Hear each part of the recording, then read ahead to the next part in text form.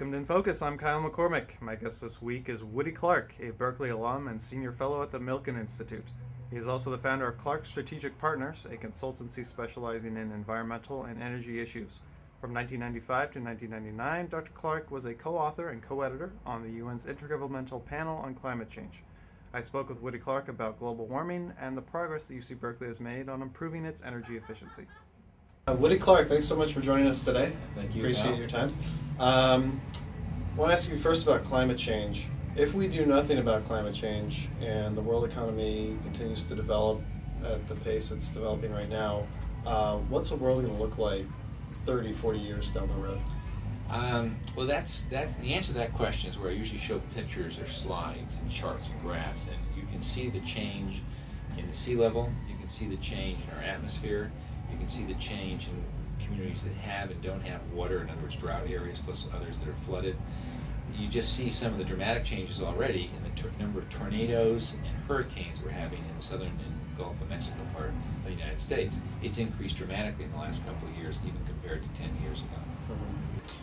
Focusing now more on the local level, UC Berkeley, what has UC Berkeley done right in terms of energy efficiency? As a campus? As a campus, yeah. I have to really give the Chancellor credit, and I'm an alternate on the Chancellor's Committee on Sustainable Development. And the credit is in terms of having a committee that's meeting every month to talk about what the campus can do, having positions on the campus where actually the campus has hired somebody to really get in the middle of all of this and try to facilitate sustainability throughout the campus. Remember that UC Berkeley is also one campus among the whole UC system. So when you compare Berkeley to other campuses, it's really done quite a bit better.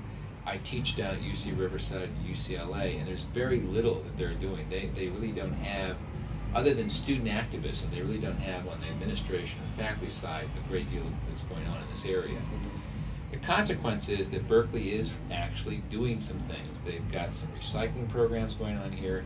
There's food services and what is done with waste that's going on the campus. I was just at a meeting today, talked about water and waste, what to do about it. But what's missing is, I would say, a vision for the campus, which is what do we want to set as the marker to achieve here at Berkeley on campus, not the city, on campus, and how do we do it? Basically, the reaction to that, or the response, has been, let's set what are called LEED standards for buildings, leadership, environment, energy, design. It comes from the U.S. Green Building Council, and there's 5 different levels of it. This campus should be setting the highest level, which is platinum, not the lowest level where it is right now. The issue is to go higher than even the system is, the UC system, because Berkeley has always been a leader and needs to continue to be so. So what more could we do? What are some ideas? Well, I think one of the things we've got to do is get away from seeing just buildings as being green. We have to see the campus as a cluster of buildings.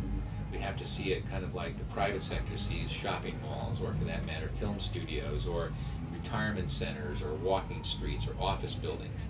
When you have a clustered building, you can leverage off those resources such as energy, water, waste, telecom, transportation. What happens now is the system is set up to look at each individual building rather than the connection between the buildings, and there's a big difference there.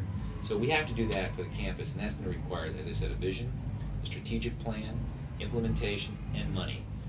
This campus has got to figure out where it's going to get resources, because it can't depend on the state, and there are resources out there to do something about that. And I think it's extremely important for everybody, for your generation in particular. All right, Woody Clark, thanks for joining us today. Okay. Thank you. All right. That's it for this edition of InFocus. Thank you for joining us. Special thanks to Woody Clark for speaking with me. Tune in next Friday for another edition, and in the meantime, stay focused.